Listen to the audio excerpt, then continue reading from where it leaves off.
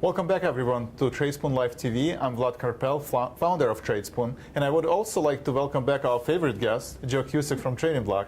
Thanks, Vlad, and welcome everybody. This is a manic Monday. I guess it should be expected that what could go wrong will go wrong, and it has. But want to thank you for having me on for Wall Street Week. And you know what? Let's just jump into the headline numbers right now. Let's talk about it a little bit. We cover retail sales quite a bit because it's kind of the pulse of the consumer. And taking a look at XRT, which is the ETF that tracks retail sales, we're seeing a potential move around $2.35. That's a pretty decent sized move in that ETF. And the Z-score, which is if you take the mean or that middle number for implied volatility, coming in at 1.72. That means that basically it's pricing in the potential of almost 1 3/4 standard deviation move from its mean. That's a huge pop in implied volatility, and we've seen that across the board. In all of the different sectors. And as a matter of fact, we've seen that these offensive sectors are getting beat up pretty badly these days. Then we jump into initial claims. And, you know, Vlad, you and I have talked about claims before, and we like to watch the S&Ps. Claims are basically getting that pulse of people going in and trying to get their unemployment checks.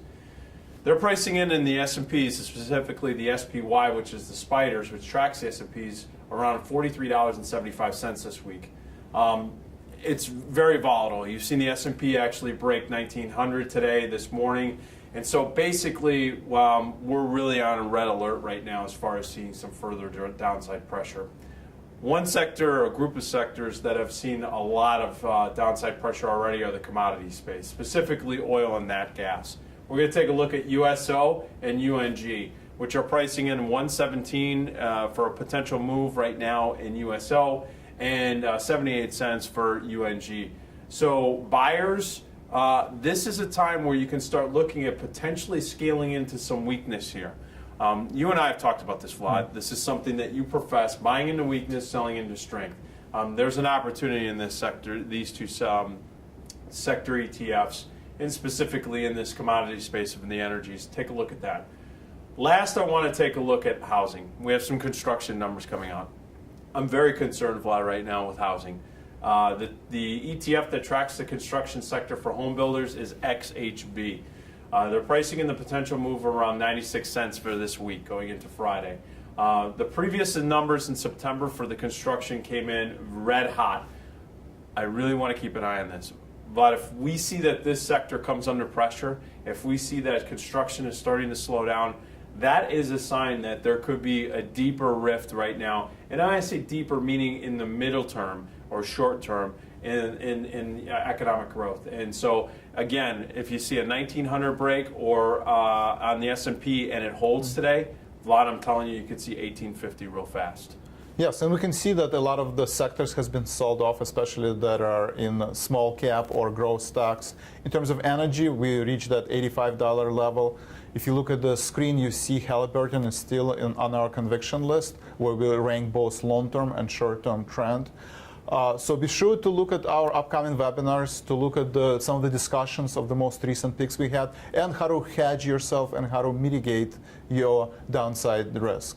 Also, you will be able to attend our webinars. We have webinars on Wednesday. We have a webinar on Friday that we talked about earnings season, especially this week. We're going to have a lot of announcements in the earnings space. So be sure to look at our social media channel. Be sure to look at our upcoming webinars on Tradespoon site, and we will see you next week. So now at this point, I'd like to turn our attention to our mechanics of the pick, where we discuss both the daily picks, where we have a premium service, but we also discuss our elite service, where we provide recommendation once a week. So first, I'd like to go over the premium pick, where we provide daily recommendation. And one stock that came on our list is Morgan Stanley. We recommended it last week. It has sold off, probably 4% down as of right now from the time we recommended. But this week and next week, a lot of the banks, multinational banks, will announce their earnings. And as there's an anticipation of interest rate going up, we still are bullish on Morgan Stanley, both on the long-term conviction, where from a scale of 1 through 10, Morgan Stanley comes out as 9. And we also, short-term trend, we think that Morgan Stanley will beat the earnings estimates and will be a great trade recommendation. But in terms of some of the adjustment idea, Joe, do you have an idea of how to adjust that trade? Well, you know what, right now I wouldn't make any adjustments. If anything, what I would say is finance is one of those offensive sectors that's been beat up. As you said, we have binary events like earnings. So going into earnings, basically you should have sized this position appropriately, no more than about 1.5% to 5%. Specifically as far as Morgan Stanley's concerned, it has that diverse type of offering there where they have multi channels as far as what they derive a lot of their earnings from. So what we want to do here is just stand fast. As a matter of fact, those of you that are not currently in the Morgan Stanley position, again, going back to what we discussed earlier on the Wall Street Week Ahead, buying into weakness. Now, I'm not suggesting that you do it right now. Again, if the S&Ps in general drop from that 1900 level challenge 1850, you hold off. But that in those levels, that's where you could start to nibble. For those of you that are in the pre-existing trades, manage them. The options traders, you're going to have some benefit because as the market has pulled back, implied volatility has spiked. When implied volatility spikes, especially if you're long options, which we are in this case, and you have some bullish strategies out there, that's going to hold up the value of those options. And you're looking at November expiration, so you have time. Be patient, but also prudent. The stock trader, though, that's where you want to take advantage of the implied volatility. One maintenance or management strategy that you might want to do is if you're in the stock and you want to stay in it, look at selling some upside calls. Something that's about a standard deviation out of the money in Morgan Stanley. As long as you can take in about, let's say, 30, 40 cents minimum, just something to offset just the recent pullback in the stock. That's one thing that you could look at to mitigate as a stock trader. Everything else, because you sized it appropriately as far as the long options and the spread strategy, you're going to have to sit pat, wait until the binary event comes up. Yes, and I think it's extremely important to look at statistically and historically that retail investors in a time period of heightened volatility, 90% of retail investors actually lose their money, and 90% of institutional traders are making money because it's a full-time job, and you have to stay on your toes and react to the spikes in the volatility. So Morgan Stanley is a perfect example where it's very hard to predict where the stock is going to go. They might beat the earnings, but if we break those key support level on S&P, the stock might still sell off. So unless you sell in volatility, one standard deviation away by selling either naked puts or naked calls or credit calls or credit put spreads, unless you have that type of mentality, if you're not comfortable in selling volatility, the prudent thing is to stay on the sidelines or close your position or sell calls to hedge yourself. But you want to make sure that you stay active because statistically during the time of volatility for the next couple of weeks, it's probably prudent if it's not your full-time job to stay on the sidelines. Right. So now I'd like to turn our attention to the weekly recommendation where we're kind of trying to hedge our portfolio. We've done some of the short recommendation. So ticker symbol SHLD, Sears, has been on our conviction list several times. We've been shorting the stock, especially in the retail sector, the multi-department store. There's a lot of turnovers. There's a lot of JCP has been on there. You haven't been in a Sears in a long time, man. I know you haven't. Yes, but I know JCP has announced today that they have some turnover in their management and CEO. So there is a lot of turmoil in the company.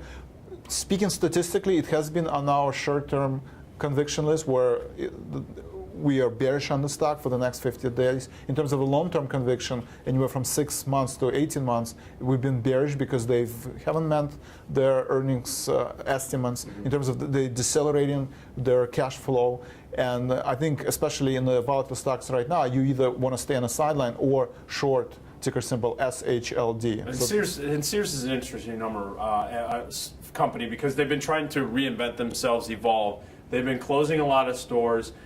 Watch the retail sales and specifically use XRT as that proxy for like a Sears or a JCPenney.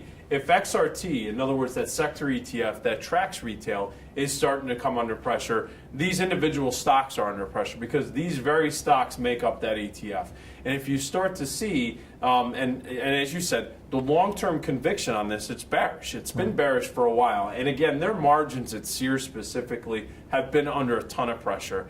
As I had said before, they've been closing stores. They've been trying to manage inventory. Their strategy has been moving away from bricks and mortar and maybe managing some of their other bricks and mortar businesses like the automotive and other tools and things of that nature a little bit more effectively, but they've been removing a lot of the clothing shelving space and trying to put that online, trying to optimize their margins. It's an interesting tactic. It's one that's going to take time, but sales just haven't been racking up for these large box retailers, and we want to keep an eye on that. And in this environment, you got to stay on your toes. And so with this being on the long-term conviction list and the short-term conviction list of being bearish on the Tradespoon side, as a trader, I look at that and have some confidence of looking at opportunities. Those opportunities are probably going to go around along the lines, strategically speaking, of doing the spreads, because you want to mitigate some of that volatility and time risk when you're doing options.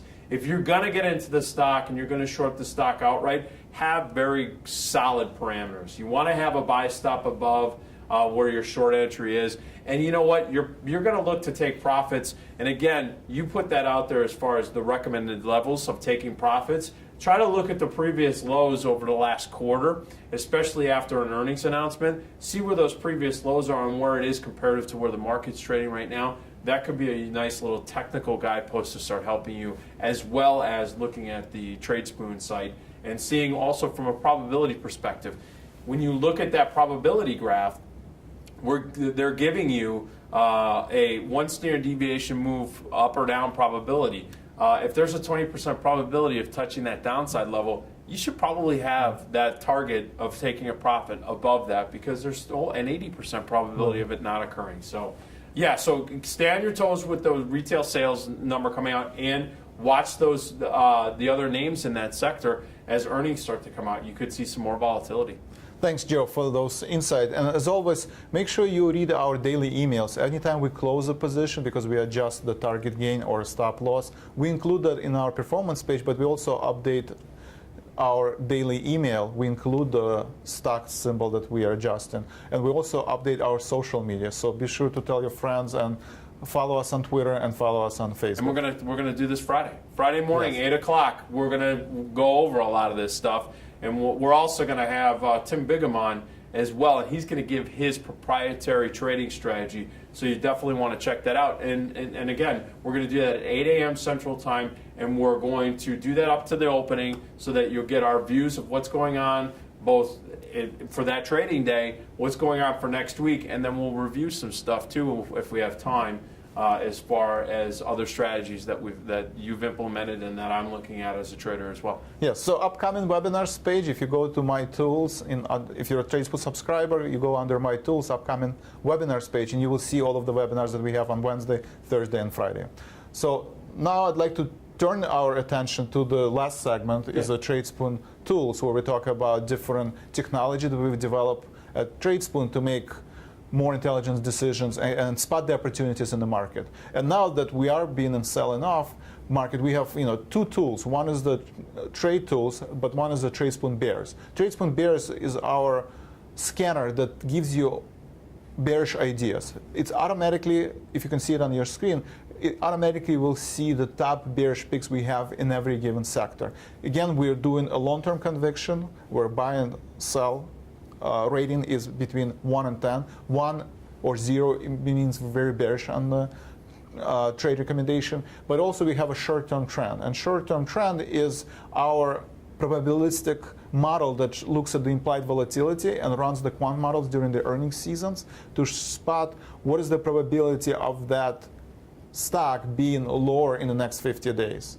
So some of the ideas have been Caesar. If you look at the ranking models and you look at the technical trends, We've seen some of the small cap technology stock.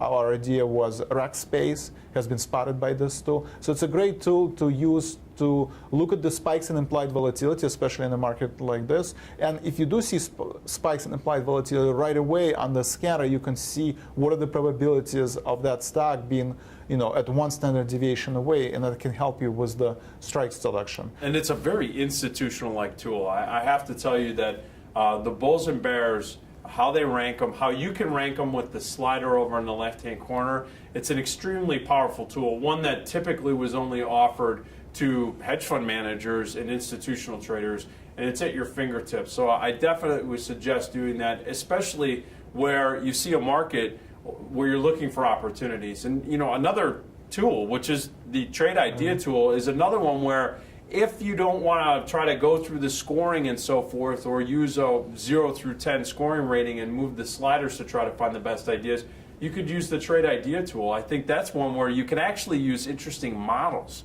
You actually put two specific models, I believe a volatility one and a technical trend one, where those models, utilizing your proprietary search mechanisms for this trade idea tool, your time frame, and how much risk you actually want to take, and whether or not you're bullish and bearish, that's another neat one as well. Yes, and I think the biggest difference is if you notice that trade idea tool is actually reacts to intraday price actions. It looks at the option value and option day and the stock data intraday, so it scans the market intraday real time. What Tradespoon bears and Tradespoon bulls list, kind of we run this model only once in a day, and it reacts to end of day closing prices. So it depends what kind of trader you are. If you're more of a long-term trader, maybe trade ideas is not something you can use because it looks at the unusual option activity intraday. But if you want to hedge your portfolio, especially now, if you see that your delta is positive on your portfolio and you want to kind of minimize it, make it more neutral